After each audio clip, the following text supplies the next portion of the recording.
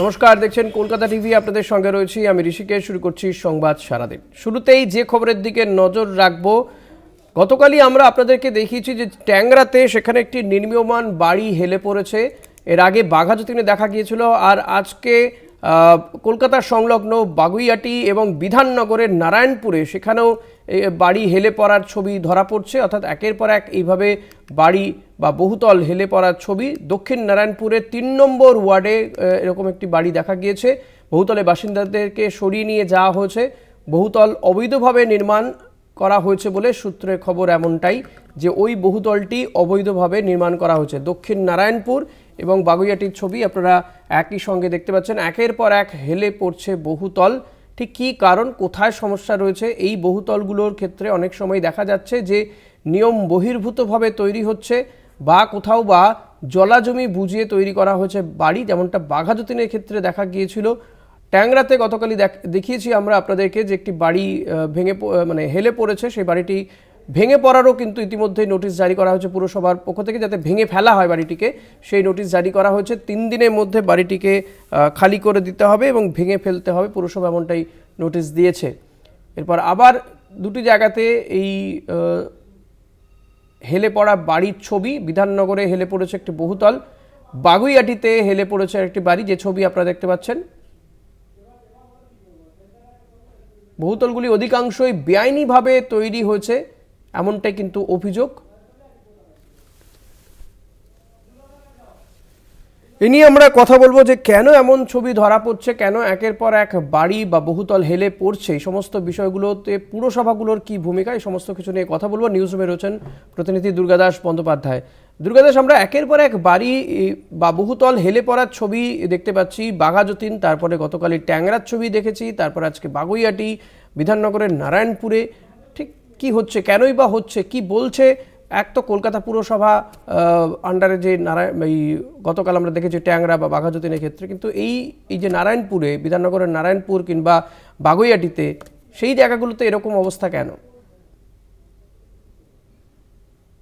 শুধুমাত্র নারায়ণপুর, ট্যাংরা বা বাঘাযতীন এরকম বিষয়টা নয়। বিষয়টা হচ্ছে শহর কলকাতা এবং শহরতলির বিভিন্ন এলাকায়, যেখানে পুরো এলাকা, সেখানেই কিন্তু যদি যে প্রসেস বা যে পদ্ধতি, যে নিয়ম, এইগুলো মেনে না বাড়ি করা হবে, সেই বাড়িগুলো তো হেলবেই।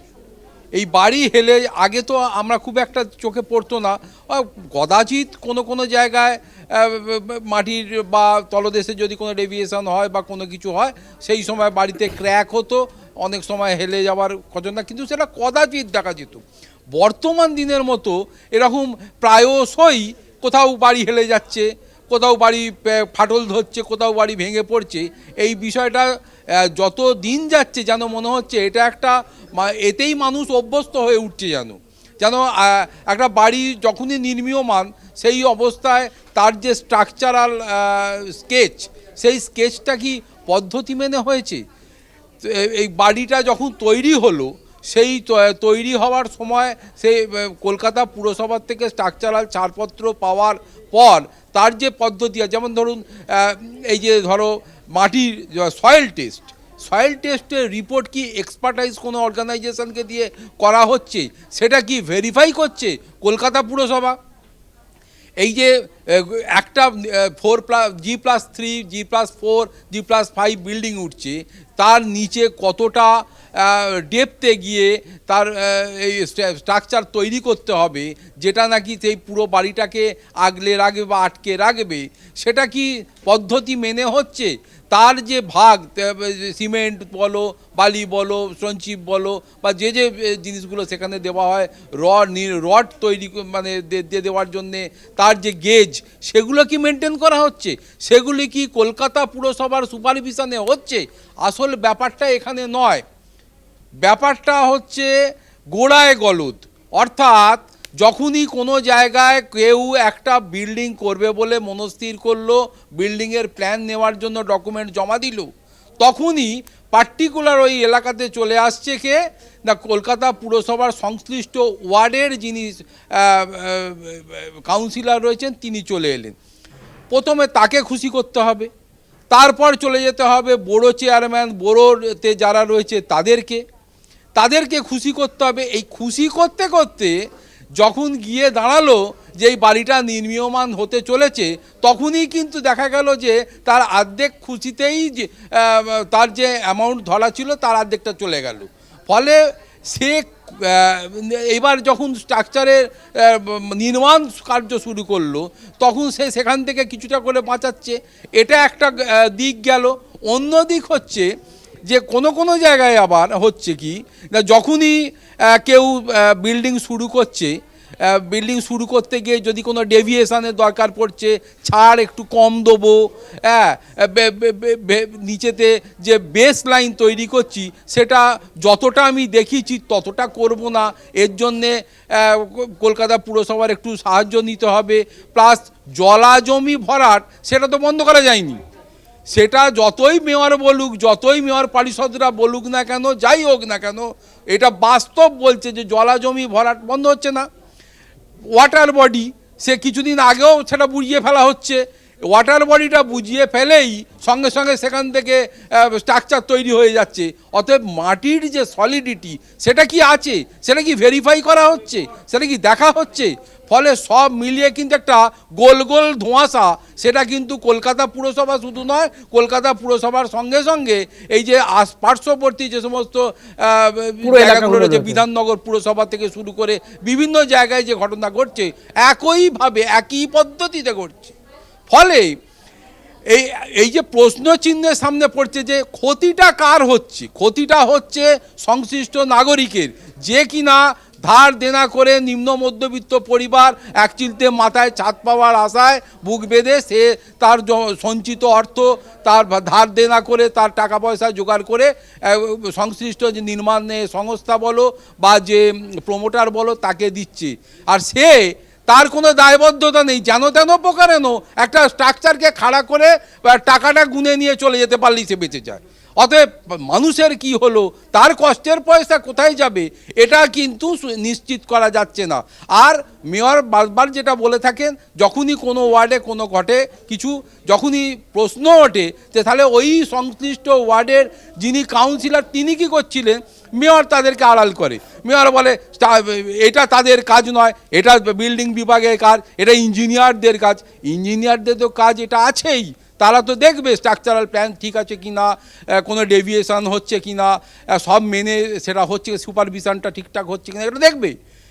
কিন্তু যে মাটি খোঁড়ার সাথে সাথে যে কাউন্সিলর এসে দাঁড়িয়ে পড়ছে, তাকে খুশি করার বিষয়টা কেন মেয়র এটা বললেন না, এটা বোঝা যায় না।